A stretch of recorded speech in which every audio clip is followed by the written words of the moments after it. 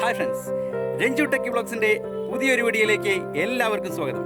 ഉഴുന്നുവടി ഉണ്ടാക്കാനുള്ള തയ്യാറെടുപ്പാണ് കേട്ടോ. നല്ല മഴയൊക്കെയുള്ള സമയമാണ്.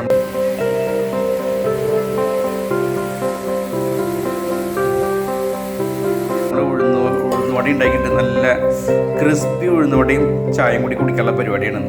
അപ്പോൾ നമ്മളൊരു 4 കപ്പ് ഉഴുന്നിട്ടുണ്ട്. ഓക്കെ, 250 ml അതിൽ 4 കപ്പ് ഉഴുന്ന് ഇട്ടിട്ടുണ്ട്, അതായത് 1 കിലോ ഉഴുന്നിട്ടുണ്ട്. അപ്പോൾ നമുക്ക് ഇത് ഒരു 8 മണിക്കൂർ നമ്മൾ വെള്ളത്തിലിട്ടു.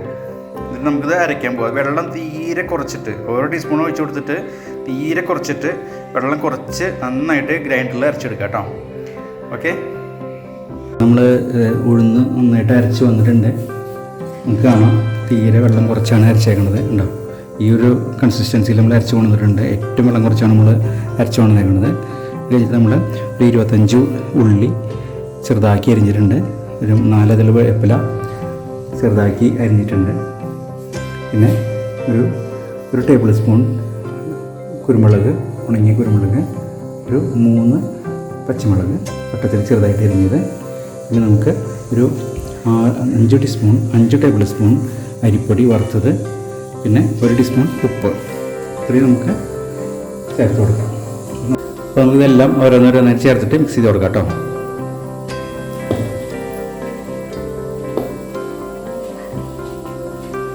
അരിപ്പൊടി 1 ടീസ്പൂൺ അരിപ്പൊടി ചേർത്തു, ഉള്ളി ചേർത്തു,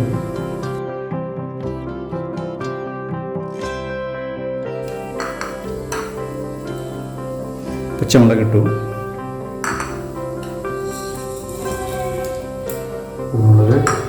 കുരുമുളക്, വേപ്പില, കറിവേപ്പില ഇട്ടു.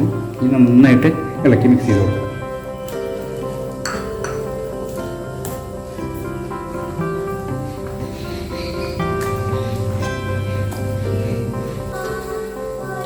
നന്നായിട്ട് മിക്സ് ചെയ്ത് കൊടുക്കണം കേട്ടോ.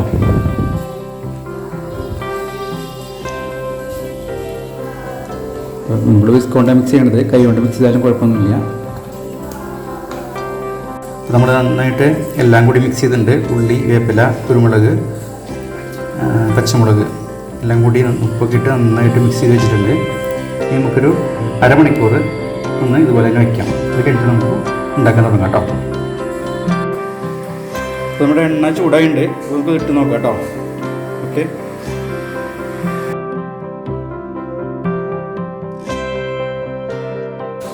അടിപൊളിയായിട്ട് വരണ്ടല്ലോ വട. നമ്മുടെ വട അതെ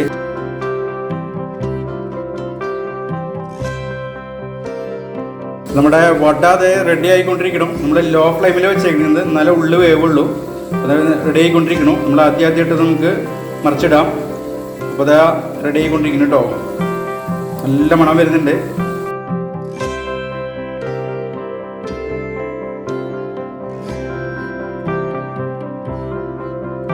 നമ്മുടെ വട റെഡി ആയി വരുന്നുണ്ട്, ശരിയായിക്കൊണ്ടിരിക്കണു.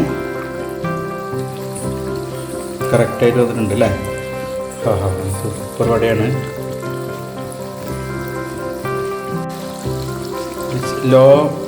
മീഡിയം ഫ്ലെയിമിലിട്ടാണ് കേട്ടോ. ലോ അല്ല, മീഡിയം ഫ്ലെയിമിലായിട്ട് നമ്മൾ വേവിക്കുന്നത്.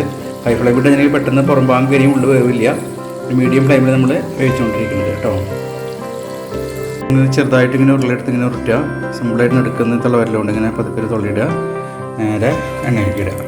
സിമ്പിളാണ്.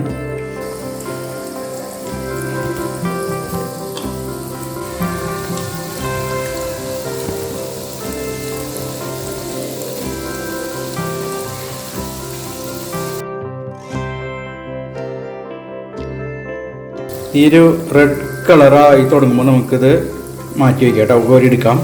ഇതാണ് ഇതിൻ്റെ പാകം എന്ന് പറയുന്നത് കേട്ടോ. ഒരു യെല്ലോയിഷ് കളർ വന്നിട്ട് ചെറിയൊരു റെഡിഷ് കളർ വന്ന് തുടങ്ങുമ്പോൾ ഇതാണ് ഇതിൻ്റെ പാകം. അപ്പോൾ നമുക്കിതൊക്കെ കോരിയെടുക്കാം.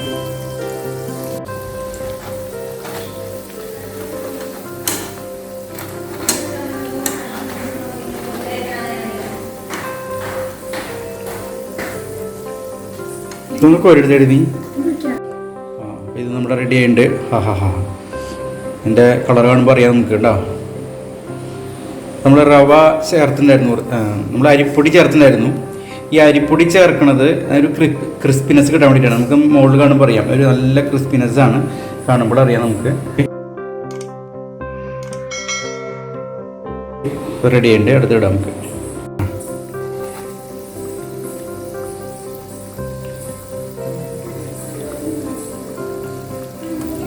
ഈ ഒരു കളറാണ് ഇതിൻ്റെ പാകം എന്ന് പറയുന്നത്. ഓക്കെ, സമയമാകുമ്പോൾ നമുക്ക് കോരിയെടുക്കാം.